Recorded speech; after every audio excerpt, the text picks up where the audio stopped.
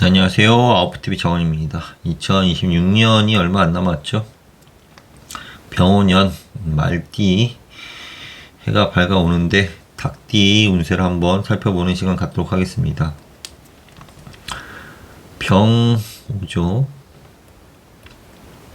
오한의 지장간에는 병도 있고 정이 주된 인자고 기토도 있습니다. 본인의 닭띠는 지장간 안에는 신금과 경금이 있죠. 요 에너지가 합쳐지는 그런 느낌이에요. 지장간을 보면 이렇게 되면 병하고 신하고 합도 되고, 병하고 경간에 총도 일어나고 있고, 정과 신간의 충돌도 일어나고 있고, 정과 경간의 불편한 관계도, 불편하다기보다 정과의 경간의 만남도 존재해 있습니다. 화와의 기운과 금의 기운이 만나는 그런 구조죠. 금을 재련시키는 그런 구조예요. 그렇다 보니까 금의 모양이 약간은 좀 변화하고 변질되어 가지고 바뀌는 모습으로 나타나게 됩니다. 닭의 인자가 가만히 있다기보다는 뜨거운 열의 인자로 인해 가지고 본인이 쓰임새가 있게 변형되는 그런 일들이 생기게 됩니다. 생각해 보시면 철이나 금속을 재련할 때는 반드시 열이 필요하게 되죠. 그러면서 재련되게 됩니다. 그 과정이 여러 가지 시간과 노동과 이런 시간을 통해 가지고 바뀌게 되는 거예요. 그냥 단번에 바뀌는 것들이 아니라 어떤 시간과 축적의 시간을 통해 가지고 변화되는 양상들이 많이 생기게 됩니다.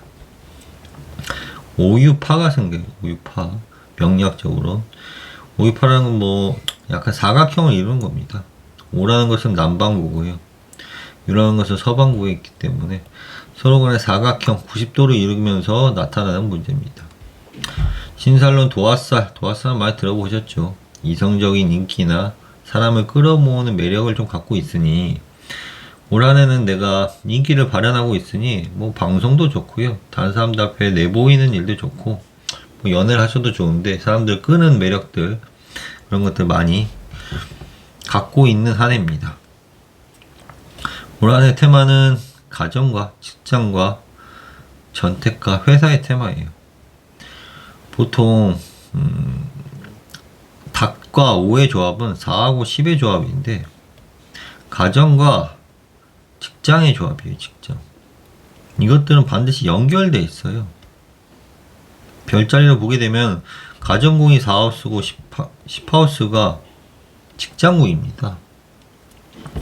내 집안에서 화목함이 있어야 직장에서도 잘 돼요.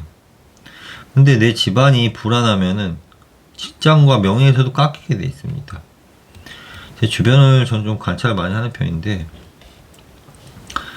직장에서 굉장히 열심히 하는 친구가 있어요. 근데 가정에는 굉장히 소홀한 친구가 있습니다. 근데 이 친구를 만나면 항상 직장에서 본인이 힘든 얘기, 가정에서 불편한 얘기들을 많이 해요. 제가 친구니까 들어는 주지만은 원인을 알고 있는 거죠. 가정에 대해서 협력하고 잘 아끼고 가족 구성을 아끼게 되면 본인의 직장의 명예가 발복하게 됩니다. 저절로.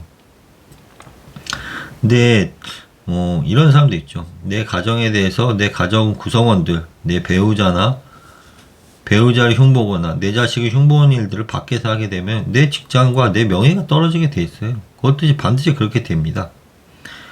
혹은 누군가를 또 너무 자기 자랑하는 것도 좋지 않아요. 가정에서 나의 배우자나 내 자식 자랑하는 것도 남한테는 불편하게 느껴지기 때문에 그냥 가족 구성 안에서 협력하고 서로 간에 잘 지내는 것들은 내 직장운을 발복시키게 되는데 남 앞에서 깎아내리거나 내 자식과 내 배우자를 깎아내리거나 자랑하거나 하는 일들은 마땅치가 않다는 겁니다. 그냥 가족 구성원끼리 서로 협력하고 서로 돕고 하는 일들은 내 직장과 명예운을 발복시키니까 내 가정에 돌아가서 내 배우자한테 잘하고 내 자식들한테 잘하게 되면 저절로 나의 직장운이 높아진다라는 것을 인식하고 가셔야 돼요. 근데 내가 회사에서 잘 나가고 싶고 명예도 잘 얻고 싶은데 가정에서 소홀하게 되면은 당연히 균형점이 무너지게 되면서 이 가정과 직장의 라인이 무너지는 겁니다. 이것을 잘 알고 계셔야 돼요. 가업은 만사성이란 말 있지 않습니까? 집이 화목해야 모든 일이 편안한 것처럼 내 직장과 전택, 부동산 이런 것들이 편안해지게 되면 내 명예는 저절로 올라간다라고 생각하시면 됩니다. 특히 올해는 이 병호는 병화는 화고요. 그리고 닭은 택에 해당합니다. 화택교회가 생겨요. 화택교. 화택교는 음양을 바꿔보게 되면 수산관계와 함께하게 됩니다. 화택교는 등을 돌리다. 등을 돌리다는 뜻입니다. 수산권은 약간의 장애가 있다는 뜻입니다. 수산권은 마치 산에 이렇게 있으면은 산이 물길을 따라서 내려오면서 A와 B를 왔다 갔다 하면서 C와 D를 왔다 갔다 하면서 선택적인 성향, 왔다 갔다 하는 성향을 많이 만들어내게 됩니다. 왔다 갔다 하려면 반드시 등을 돌려야 됩니다. 이 방향으로 돌렸다가 저 방향으로 돌렸다가 이 방향으로 돌렸다가 저 방향으로 돌렸다가 하는 일들이에요. 반드시 그렇다 보니까 두 개가 같이 생기는 거예요. 등을 돌려야 되는 일들과 혹은 선택적인 상황이 존재하는 거죠. 화택교는 이별의 개라고 그래요. 이별의 개. 혹은 택이라는 것은 화라는 것은 눈이고 택이라는 것은 연못이기 때문에 눈에 눈물이 고인다는 뜻입니다. 이별에 대한 이유일 수도 있고, 이별이라는 존재는 나의 주변 사람들 혹은 내가 사랑하는 사람들과의 이별일 수도 있게 되고요. 나의 주변 사람들과의 이별일 수도 있게 되고, 그런 일들 때문에 눈물이 고여서 일어나는 길을 화택교계라고 합니다. 근데 화택교계는 꼭 나쁘다고만 볼 수 없어요. 화택교계는 이렇게 거꾸로 보게 되면 풍화가인계가 생겨요. 풍화가인계는 이익이 들다, 애정이 들다는 뜻입니다. 누군가와의 이별이 들지만 누군가가 또 더해지고 나한테 이익이 들어온다는 거예요. 반드시 그렇게 돼 있어요. 인간관계라는 것은 누군가의 헤어짐이 있으면 누군가 더해짐이 있다는 겁니다. 사람들이 사귀는 관계에서 헤어졌어요. 헤어지게 되면은 이 사람은 원래 놀던 친구들하고 같이 함께 하게 됩니다. 다시. 이 사람도 마찬가지고 원래 친구들 사이로 돌아가게 됩니다. 그럼 사람들이 더해지게 되고 헤어졌지만 더해짐이 있는 거죠. 그럼 반대로 이 사람하고 같이 어울리다가 다시 누군가하고 결합이 되게 됩니다. 그럼 누군가하고 이익이 덜해지면서 이 사람과 다시 또 이별을 하게 됩니다. 그런 것들이 모든 관계성이 반드시 그러합니다. 누군가하고 이별을 하는 일은 누군가가 더해지는 일들이고, 누군가가 더해지는 일들은 누군가가 빠져나가는 일들인 겁니다. 그것들이 인생의 이치예요. 그런 일들이 생긴다는 겁니다. 나에게 인연성이 있어서 누군가는 사라지지만 누군가는 또 더해진다는 것들이 초점에 맞춰져 있다는 겁니다. 수상관계는 아까 말씀드렸듯이 A와 B를 선택지를 두면서 왔다 갔다 하는 일들인 거예요. 여기서 일을 했다가 B에서 일을 했다가 등을 돌리면서 여기서 왔다 갔다 하는 일 속에서 약간의 불편함도 있지만 선택적인 상황, 신중한 상황, 고민이 들어있는 상황들이 많이 들어오게 됩니다. 또한 택이 위로 올라가게 되면 택화역기가 생겨요. 택화역은 연못이 있는데 연못이 물이 있어야 되는데 물이 다 말라버린 거예요. 불 때문에. 그래가지고 연못이 아니어서 변하게 되는 겁니다. 변화, 반전의 길을 택화역이라고 합니다. 마치 주식이 이렇게 하락하다가 반등하는 구조의 그런 구조를 택화역이라고 합니다. 반전의 구조, 변화의 구조를 말하게 됩니다. 이 택화역은 산소몽계와 함께하게 됩니다. 산소몽은 교육이에요, 교육. 내가 어떤 것들을 교육받는다던가 교육을 한다던가 하는 일로 인해 가지고 내 인생의 반전을 이루어나가는 시기입니다. 어떤 것을 공부하게 되거나 내가 공부를 가르치거나 하면서 내가 이익이 생기게 되고 반전을 이루게 되는 일인 겁니다. 특히 택화역은 기술적인 것들이 굉장히 많아요. 또한 택화역은 공지사항이 떨어지게 돼요. 공지사항. 산소몽도 마찬가지고 산소몽은 계몽, 교육 이런 뜻입니다. 교육적인 일들, 계몽한 뭔가 공지사항이 떨어지는 일들이에요. 그런 것들이 반드시 한 번이 안 돼. 한 번에 이루어지는 게 아니라 여러 번을 통해서 이루어지게 됩니다. 누군가를 가르치는 일들은 처음에 항상 어려움이 있기 때문에 여러 번의 공지사항, 여러 번의 교육기간을 거친 이후에 반전이 일어나게 되면서 택화역은 거꾸로 보게 되면 화풍전개, 의식주를 마련하는 계가 생기게 되는 겁니다. 이 궤 하나로는 사실 화택교계가 편치 않고, 하지만 이 사람들이 더해지는 계고, 택화역은 반전이 생기지만 이익이 생기는 겁니다. 결국 하늘에서 보는 모습은 이익이 생겨요. 우리가 느끼는 점은 이별일 수도 있게 되고 뭔가 반전의 모습이지만 하늘에서 주는 모습은 다 플러스라는 거예요. 산수몽도 마찬가지죠. 산수몽은 교육하는 일들, 뭔가 배우는 일들, 아이를 키우거나 아이를 가르치는 일들, 이런 것들에 해당합니다. 이동성, 이별성, 그리고 선택과 뭔가 장애, 아까 산수한 관계를 말씀드렸고요. 네, 반전과 변화. 반전과 변화 속에서 내가 이익이 생기는 일들, 교육과 기술적인 것들을 배움으로 인해 가지고 이익이 생기는 일들이 작용하게 됩니다. 특히 뭐 유금 안에는 신금이 있기 때문에 화지진계도 생겨요. 화지진계는 이렇게 일을 진행하다가 쉬었다가 하는 일입니다. 쭉 진행하는 게 아니라 잠깐 이 텀을 주는 것들이 나에게 재물과 사람들을 모이게 하는 역할을 하고 있어요.